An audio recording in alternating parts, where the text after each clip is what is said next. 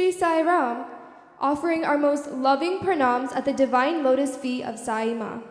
Swami, you often say, see with the eyes of love, hear with the ears of love, work with the hands of love, think thoughts of love, feel love in every nerve.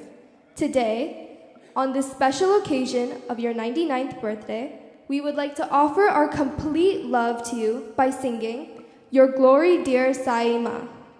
The word Sai means divine mother, which means, Swami, you are our divine mother, and you lived by it to show us what love means.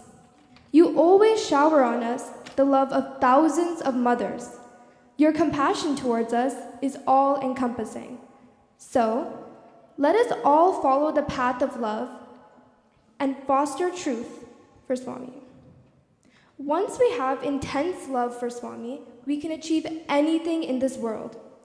Let's see Swami in everybody, because there's nothing greater than love in this world. We as children should never forget love, and let us all live by his message. Jai Sai Ram.